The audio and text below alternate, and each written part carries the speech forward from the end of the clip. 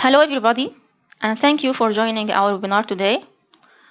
Our webinar is titled The Case for Organizational Checks and Balances.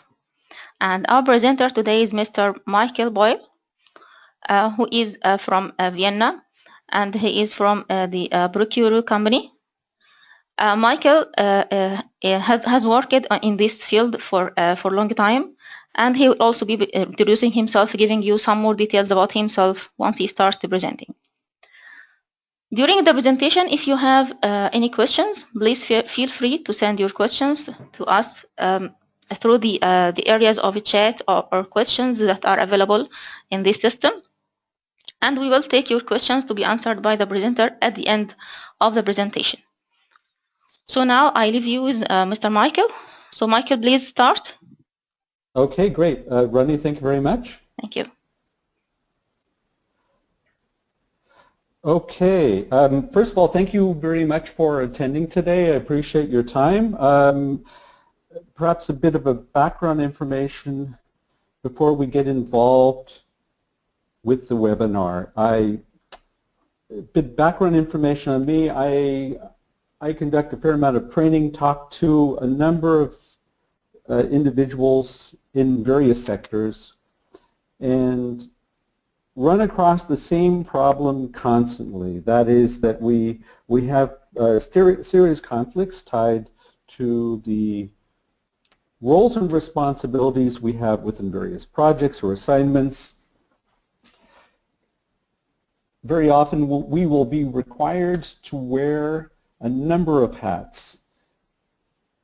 And this is very much a struggle for a number of individuals. And so I thought, considering that I haven't seen this subject really covered in detail, I thought I would take the initiative.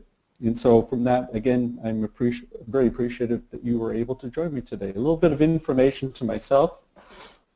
I am the Managing Director of Procure Solutions located in Vienna, Austria.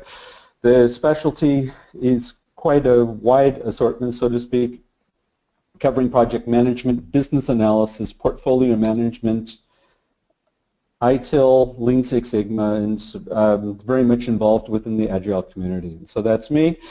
And as Rani mentioned, I have a number of years' experience working on 2 continents. I'm originally from the United States. And basically my activities have been global in nature. All right, so for this webinar, the subject will be covering these basic domains.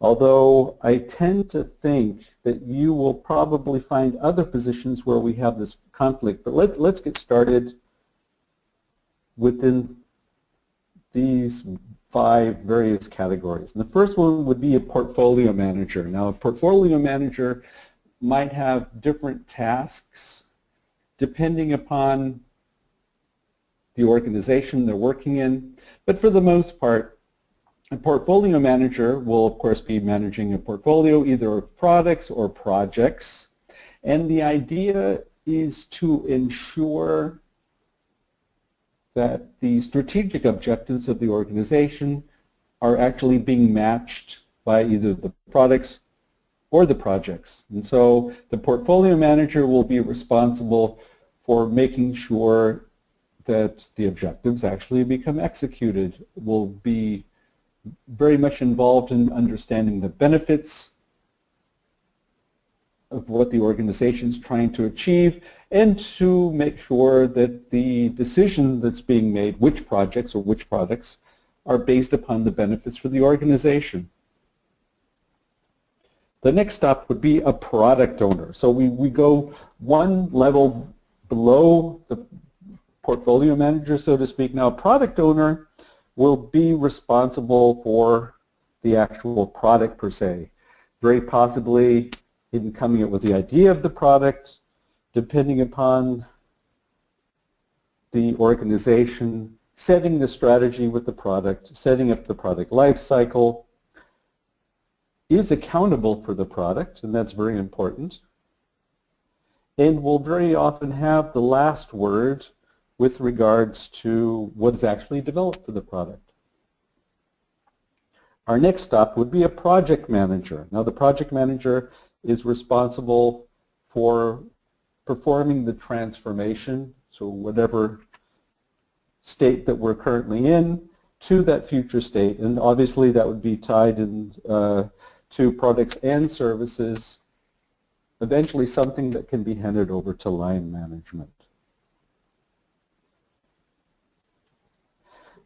Now this position is very specific to agile development, primarily software development. We have an individual who is responsible for making sure that the development is organized in a proper fashion. Not responsible for the team, but making sure that the team is able to go ahead and complete the work, and that would be the Scrum Master. And then last on our journey would be the Business Analyst, the individual who is responsible for performing all activities tied to analysis, understanding the problem statement, understanding what the current state is or the as is, what that future state will look like, very often involved in coming up with a stakeholder map. Performing the requirements gathering is a very key activity of the business analyst and should be involved in the actual solution assessment, which inevitably will be part of what's actually developed in the transformation. So these are our players, but sometimes it's not that clear cut who's doing what. We can see in this diagram that I'm showing you right now that the portfolio manager is working very closely with the product owner. The project manager is the enabler, making sure that the transformation takes place. The business analyst is the person with the ideas, putting together the initial assessment and accompanying the project along the ways. And on a development perspective, the Scrum Master is the individual going ahead and making it happen from a development perspective. And then, of course, we all have our stakeholders. Now, the question I would ask to you, are these stakeholders going to be different depending upon the actual roles? My answer would be no, that the stakeholders are going to be the same, and it's important to always be concentrating on what those stakeholders' needs are. But some of our problem is that very often we will have multiple roles that we're trying to accomplish all at the same time. And I've noticed a big difference between certainly North America and in Europe, and I tend to think wherever you are today, you're running across a similar situation where the organization does not have the resources to come up with somebody who is solely responsible for one of those tasks. And so we're asked to go ahead and wear multiple hats at the same time to actually conduct multiple roles within our assignment. So what do these actually look like? And these are the ones that I've noticed primarily, that you'll either have somebody, one person, who is both the product owner and the business analyst. Now, for the most part, I think this constellation is probably the easiest, because the activities that a product owner would go ahead and fulfill are sometimes very closely aligned with the business analyst. Let me give you some examples. As I showed you in one of the previous images, that we have our stakeholders, and so we need to understand, so who are these stakeholders, what are their needs, and how do we make sure that we're bringing the benefits? Well, that is all tied to requirements analysis, or actually requirements gathering, and then subsequently the actual analysis per se.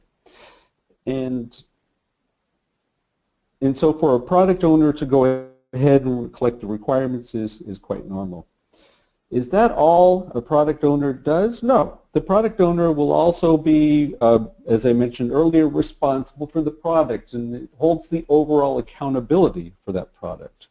That means that a product owner will have a certain power tied to making decisions, which is not necessarily the case with a business analyst. Can a product owner come later into the picture once some initial work has been done by a business analyst? The answer is yes.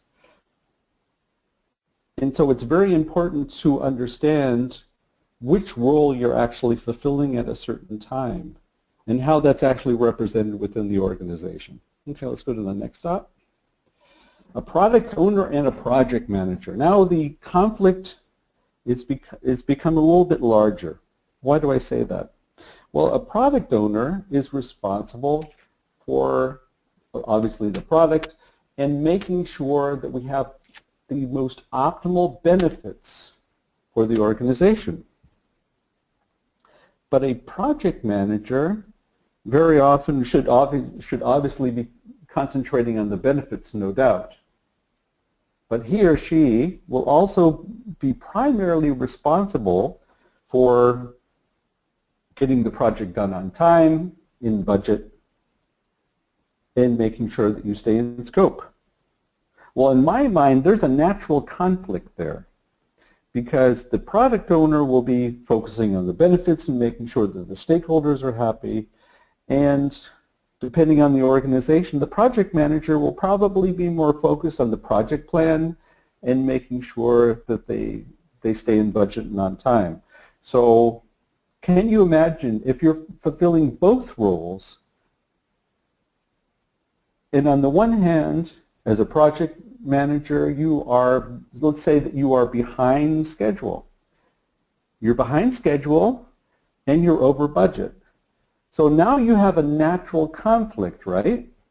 Because on the one hand, as a project manager, you want to make sure that those metrics I just listed, in time and on budget, are being adhered to.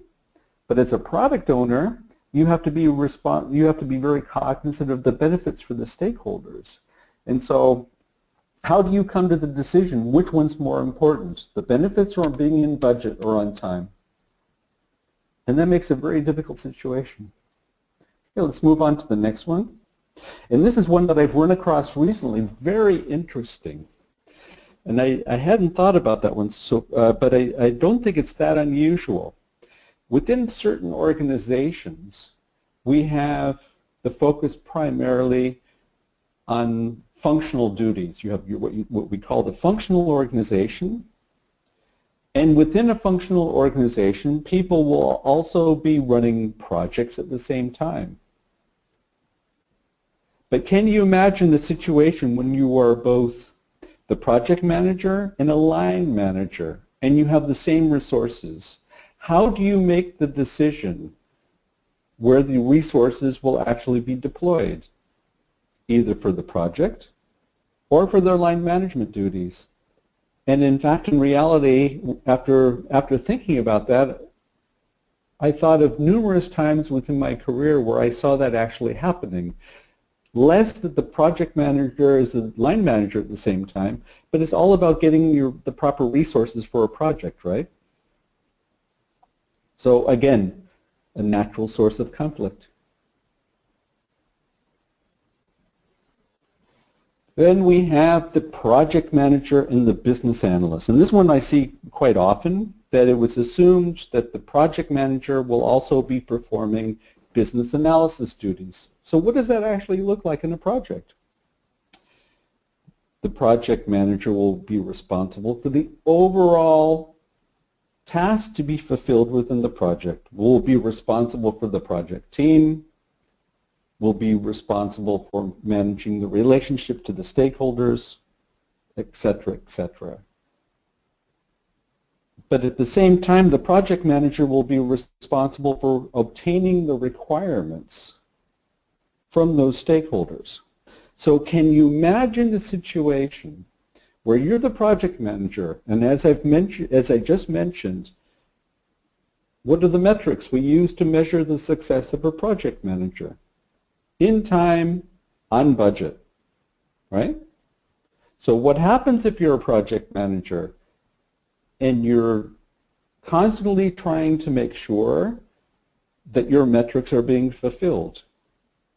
And let's assume that you're behind schedule.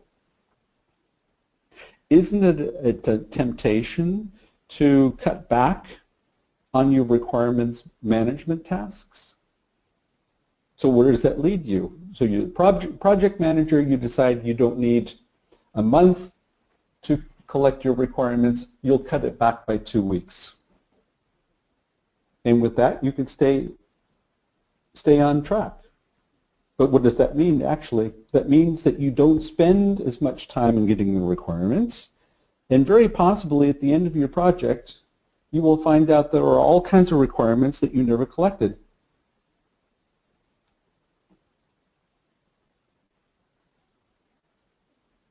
Then we have another one that I see quite often, especially within Agile, the project manager and the Scrum Master. And the problem here is primarily that nobody really knows who's responsible for what. And I think it's coming primarily from the project manager. I run across this in a number of organizations where the project manager is there, but feels a little bit lost within Agile because it's the Scrum Master who's making sure that all the development's being completed.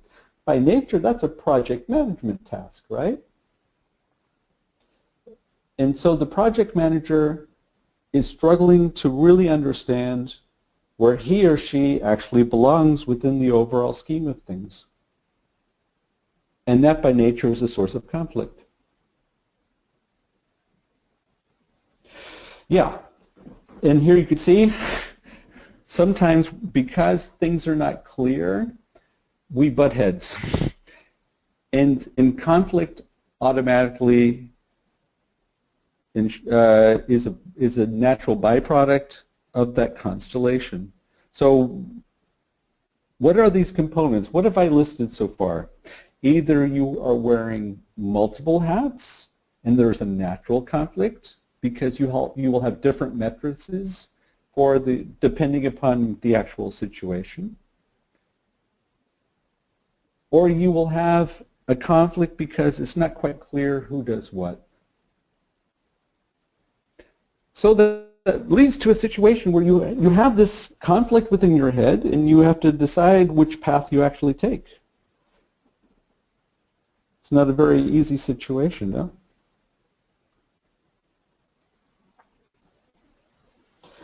So how do we get past that? And I think that there are some basic steps that we always need to take when we're put in that situation. One thing is for sure, we cannot go to management and say that I can only take one of these jobs, because very often, or most likely better said,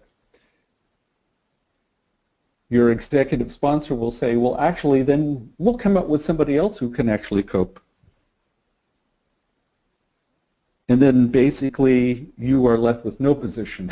And so I don't think that we have the luxury to go ahead and make that demand. Furthermore,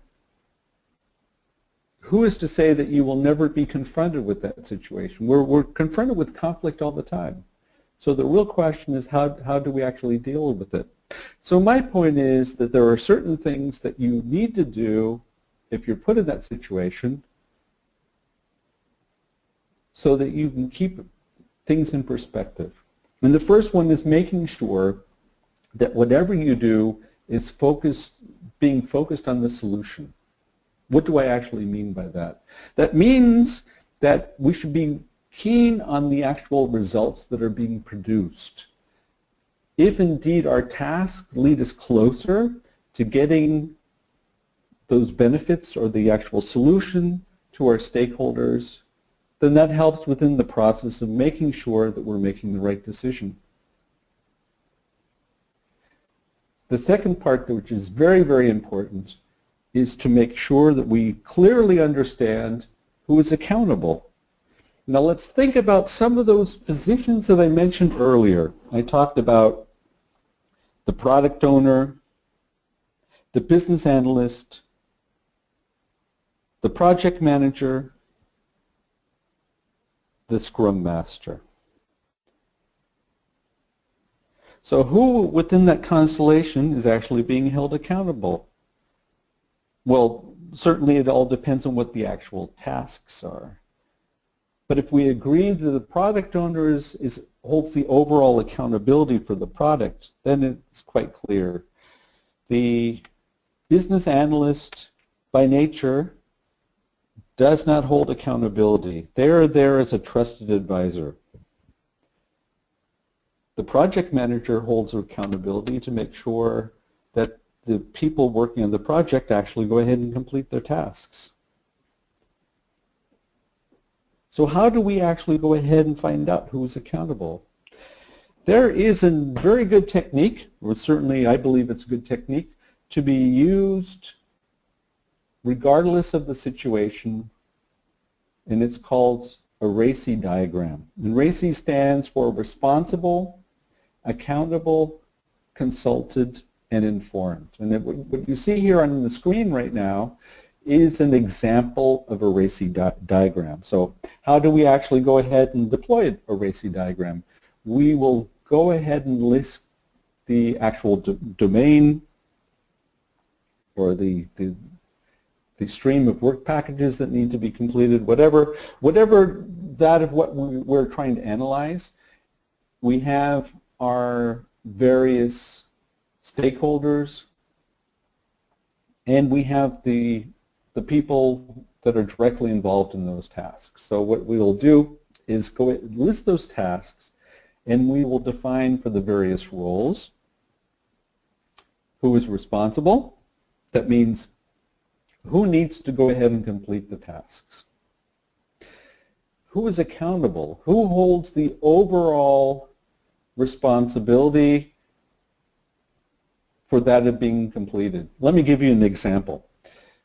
Let's assume that you're a project manager and you have various members of your project team. So those members of the project team will be responsible for completing the work. That means they hold the responsibility for the work being completed, whereas the project manager holds the accountability for the overall project, basically making sure that the work is completed on time and budget as mentioned. Now let's take this example and raise it to a higher level. So the project manager is responsible for making sure that the project is run properly, but an executive sponsor will be holding the overall accountability. So how do we know that it's the executive sponsor who holds that accountability? Well, somebody needed to put together a business case for whatever the initiative is, and would actually hold the budget for that transformation. So he or she would be responsible. Who would be somebody else who would hold accountability? Well, let's go back to the example I gave you with the product owner. The product owner is a typical case of where he or she holds the budget for the actual product and therefore holds the accountability. Can you have multiple Racy diagrams within an assignment or a project? Of course you can. Can you have individuals within a project fulfilling all four of these categories at one time? Yes. Let me give you an example. The project manager would hold the accountability for the work that's being done in the project, might be responsible for completing certain tasks, is considered to be a subject matter expert, therefore perhaps from others within the organization will be consulted. And let's say this project manager is an end user as well. And so the project manager would need to be informed. And I know that might sound a bit funny, and perhaps the idea of a project manager it's too obvious. But we can run across a number of people within an organization who could actually go ahead and fulfill all of those roles. But that's not enough. Here's another technique that I think is quite useful, especially when we're trying to understand roles and responsibilities and where people fit in. This is called a power interest grid. And the idea is that you're able to go ahead and collect information on all your stakeholders. You put together a stakeholder map, and you're able to go ahead and place them within this matrix. So if you could see on this diagram on your screen, we have over on the left-hand side power, and it goes from the bottom, low, to the top, high. And then on the bottom, we have what's called the interest. So what's their level of interest? And that goes from low to, on the left-hand side, to high. And depending upon where the stakeholders actually fall within this matrix, you set a certain strategy and how you go ahead and manage those stakeholders. So why is this important when looking at roles and responsibilities and making sure that we have the checks and balances? Let's be honest, we have to live in reality in some fashion, right? So let's assume that I am a project manager and a business analyst at the same time. And I have my stakeholder list, and very possibly the business analyst could have even started with this stakeholder list and handed it over to the project manager a certain period of time. And you are confronted with that conflict that I was referring to as a project manager, in time and on budget, and as a business analyst responsible for the requirements. Well, depending upon my stakeholder map and where the stakeholders fall within that power interest grid, if indeed we're talking about requirements for stakeholders that would fall within the high power and high interest, well, we can't afford to just go ahead and neglect those requirements, can we? So from a project management perspective, that helps in actually trying to decide where should my focus be. Because at the end, if you cannot manage your stakeholders, then your transformation initiatives will be very difficult and perhaps even doomed. And so you have to be very cognizant of who your stakeholders are and what their viewpoint is towards what you're trying to do. And I believe that a power interest grid can be quite useful in actually figuring out what actually has priority. And as I mentioned, it's all about benefits, right? If we're not able to go ahead and make sure that all that we do does not go ahead and get us closer to ensuring that our benefits are realized, then why do we even bother to begin with? And so the benefits are a clear indicator of which decision we should actually make. And as I mentioned, it's all about checks and balances. And so if you think about it, and I ask you to reflect on a situation, perhaps you've been in that situation before, where you've been confronted with that problem, either as a product owner and a project manager, or perhaps a project manager, a business analyst, or maybe not having a clear picture between you as a project manager and the Scrum Master. So how do we actually get past that? Well, I think the first problem lies in the fact that all of these ideas are floating around in your head, and they're captured in your thoughts, and you have no way to actually let them out. So that's the first problem. You need to figure out a way to create some distance between your conflict and the decision that you need to make. That would be step number one, that you need to go ahead and figure out a way to document it in some fashion that you can make a very conscious decision. How do we do that? Sometimes it's putting together a simple matrix where you go ahead and list all the positive and negative elements that are tied to your decision. Perhaps putting it on a matrix, pros and cons. That would be one possibility. What would be another possibility?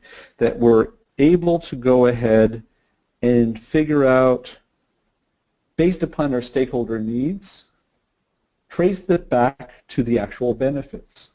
So if we say that our goal is to ensure that the maximum amount of benefits are created for our stakeholders, for our key stakeholders, then that would be a good metric, right?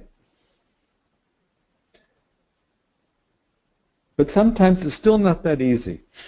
So what's our next step? As I mentioned within the Racy diagram, we have people that are responsible for the work. And then we have people that are accountable. But let's go back to that example I gave you, where you're the project manager and you're a business analyst at the same time. And you're behind schedule on your project, you're behind budget, and you really don't feel that it's possible to do the business analyst work, perform the tasks properly, if indeed you are supposed to get the project back on track. Then the idea is you need to figure out ways that you can escalate this to the executive sponsor. So why do I suggest this, the executive sponsor? Well, the executive sponsor holds the overall accountability, right? And so we need to make sure that the person who's accountable is the individual who's actually making the decision. Now,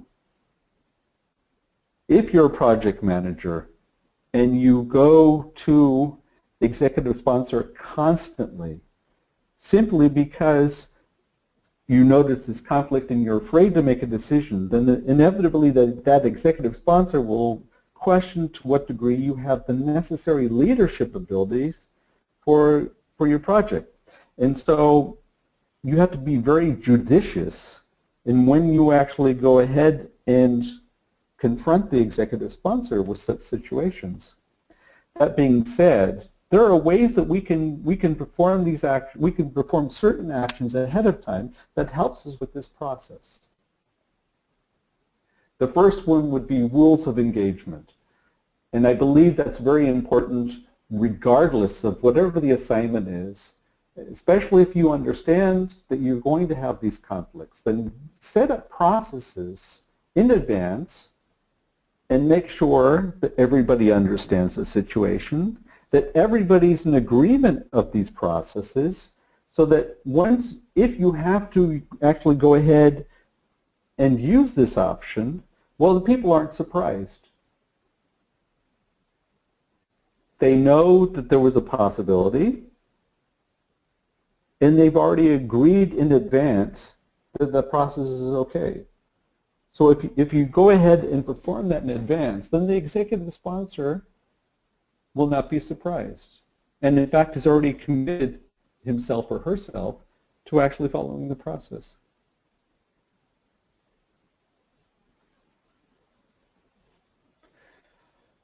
Okay, last but certainly not least, when I talk about conflicts, and I talk about certain roles, I thought I would take advantage of the opportunity of the captive audience to go ahead and talk about a concept that I've been working on for a while. And I call it the organizational foundation. And I'm trying to figure out, so where are our organizations going to as we move forward? We have a situation where we have more projects. We have a very dynamic situation within the corporations where changes are being made constantly, that our competition is becoming more and more fierce. and we need to come up with a sound structure for us to actually go ahead and make progress. And so I put together this, this diagram, and of course I'd be very keen on your feedback. So what are we looking at here? Let's start at the top with the portfolio manager. As I mentioned at the beginning of this presentation, the portfolio manager is responsible for ensuring that there is an alignment between the corporate strategic objectives and what's actually being fulfilled, either on a product level or a service level,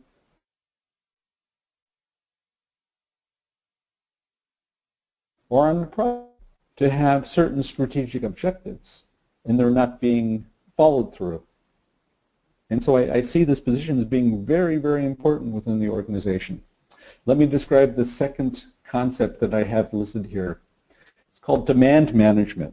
As we all know, there's never enough money and there are never enough resources. And so we need somebody who's responsible for making sure that we optimize the projects that we run within the organization, that we optimize the resources that are applied to a project, and we constantly evaluate whether the results we expect from the project are truly being realized, and to what degree they are in alignment with our strategic objectives. So from that perspective, the portfolio manager holds the ultimate responsibility in making sure that the right decisions be made. So that would be the portfolio manager. So let's go ahead and move over to the left. Below, that would be the project manager. As I mentioned earlier, I believe that the project manager is the transformation master. So what am I actually talking about by transformation master? That means that the project manager is responsible for taking us to where we want to be in running the project and making sure that we get the results that are expected. And that is the key duty of the project manager. Now, last but certainly not least, in this constellation, we have the business analyst. And for me, the business analyst position is strategic by nature, meaning that we cannot have, in a healthy organization, an individual who is only looking at elements that are taking place in one department. We need somebody who's able to perform enterprise analysis, understanding all the needs of the enterprise, for starters, understanding all of the stakeholders, both inside and outside the organization, and having a good overview as to what those needs are. For me, a good business analyst is always making sure that we're solving the right problem or exploiting the right opportunity and making sure that we're still on track. The business analyst for me is a trusted advisor who is able to go ahead and work with individuals at different levels of the organization and provide added value. And so that would be starting at the portfolio management level, which would be what we call the C level within an organization, CEO, CIO, COO, CMO. Also for department heads, to make sure that the analysis is sound, that we make decisions based upon information and not just gut feelings. And then lastly, performing the work required to make sure that we have a good reason to run projects, and then to assist the project manager during the project, because the business analyst fulfills so many important roles. Let me give you some examples. Of course, if we say that the business analyst is there to find find what what problem needs to be solved or what opportunity needs to be exploited. It spent quite a fair amount of time on the subject matter per se, very possibly has put together the solution assessment, and I would even go to say is put together the business cases for the solution. Well, who's going to know the most about the actual situation? Well, it's going to be the business analyst. So the business analyst will enter a project as a subject matter expert on that subject because of all the work that was completed, is by nature responsible for the requirements and should have collected some requirements prior to the actual decision, at least from key stakeholders, and is able to properly execute the traceability between the problem, the initial solution, the stakeholder needs, and the solution that's actually chosen. And so I believe that you will see moving forward more and more of an emphasis on these three roles, simply because an organization cannot afford to have these duties not be completed. And that's what I call the organizational foundation. Okay, with that, I am finished with my presentation. I hope you found that of value, and I would be open to any questions you might have. Okay, Michael, thank you so much. It was an interesting presentation, and especially this new tool of presenting the zoom in and zoom out is very interesting animation. Well, the topic is rarely raised, and not many people talk about the separation of duties and the separation of interests between several organizational roles. So I think it's a good point to raise and to discuss. I would encourage our attendees to raise any questions they have. Please use the questions area and the chat area to send your questions. We already have some questions from Amin El-Milegi, who is joining us from Bahrain. And great. Michael, he thanks you a lot for the valuable information. And my pleasure. He asks you which manager is the most important one in the organization. So we discussed many roles. He asks which one is the most important one in the organization. Ooh, the most important one in the organization. Oh, I think we have to define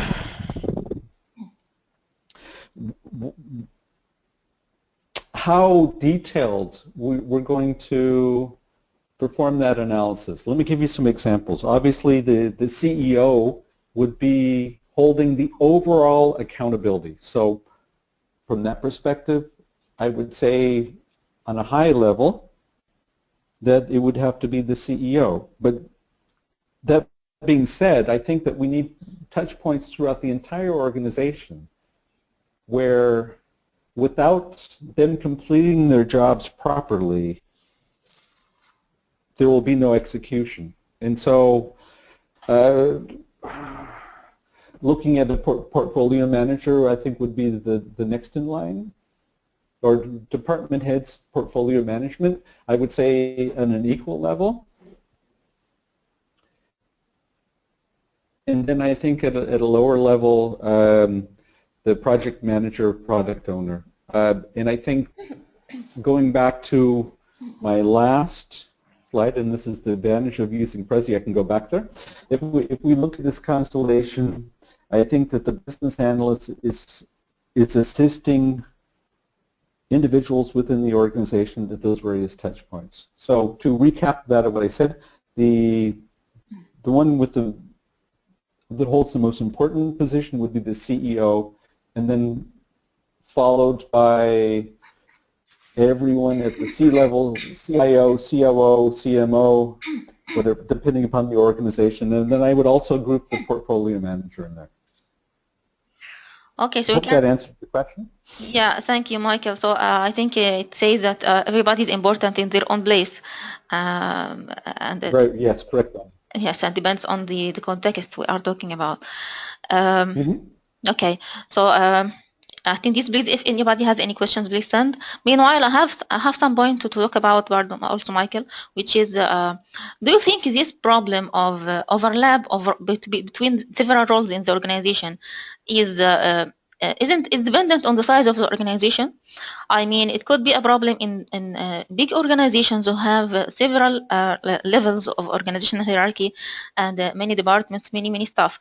But for small organizations, they have limited number of team members and tend that everybody does everything. So they have a small number of staff members. For example, they have the manager and then some marketing officer who is doing marketing, sales, and whatever. Not big teams. So, what do you think about this issue in specifically for small size organizations? Excellent question. Let's go from low to high, and I'll answer that with regards to a problem with resource, or simply because within the culture by nature everybody does everything. Then I think that's is not as uncommon as we might think. I think we have most organizations that are run that way, and most don't have the luxury to have individuals who are solely responsible for a group of tasks. But of course, one of the problems we have here is through a growth of a company, that strategy doesn't necessarily work once you get to a larger scale. That would be number one. So what does that transition look like into much more specialization within the organization? Or can you keep your hierarchy flat and that it doesn't make any difference? If you believe in cross-functional organizations where everybody does everything and everybody holds responsibility for what they agree upon together, then it's not an issue. But for the most part, it becomes very difficult within larger organizations to keep that flat hierarchy. And now part of the problem is that nobody took the time to really think about these elements. This is one I run across very often. It's tied to the deployment of an agile way of working, primarily within IT software development.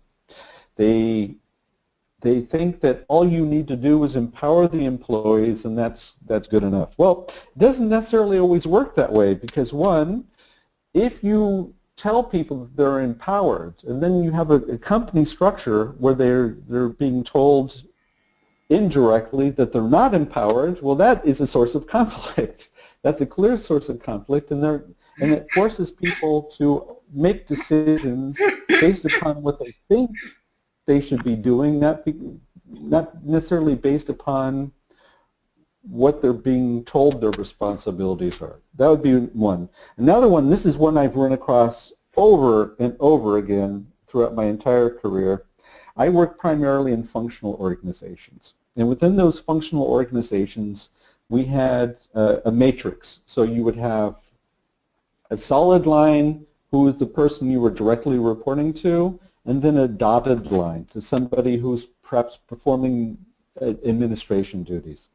And I remember one time, this was about 15 years ago, because of politics, I had a solid line reporting to somebody in the States, and I had a dotted line to somebody here in Europe.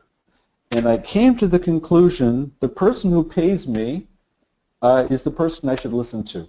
Pretty amazing, huh? And so when I think about roles and responsibilities and the duties, well, it was very easy for me to figure out through time who I should be listening to. Now there's one last component I'd like to raise, and that is the cultural elements tied to all of this. We keep making this mistake over and over again. It's coming very often from North America, or the Anglo-Saxon way of looking at organizations.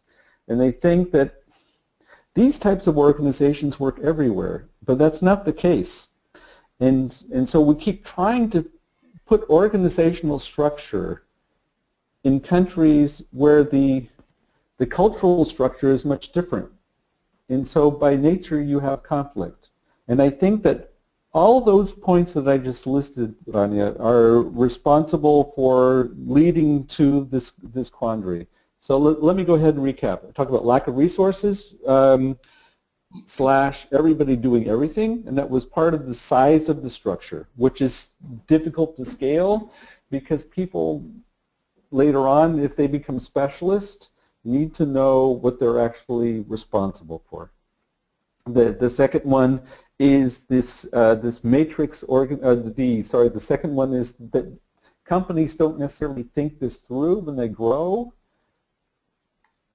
and by nature you have conflict because nobody took the time to understand how can the organization work best. And then the third one is some sort of cultural dominance where a certain organizational structure is forced on people that work differently. And I think these three are the root cause of the problem. I don't know if I answered your question. Probably answered much more than you expected, Rainy. Sorry about that. Yes, Michael, thank you. Thank you for the elaboration. So I think it's the main point is to try to delimit the roles of everybody in the organization in light of what's available to us, in light of several factors related to size, related to culture, or other factors as you discussed Right. now. Full agreement. Okay. So, okay, Michael, so I think we reached the end of our webinar today. It was very interesting, very nice to discuss with you. And I also want to thank our attendees for their time in joining us.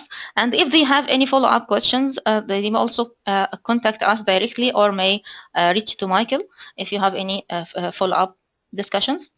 So thank you so much, and I hope to see you again in future webinars and future events organized. Thank you, Michael. Thank you, Ronnie.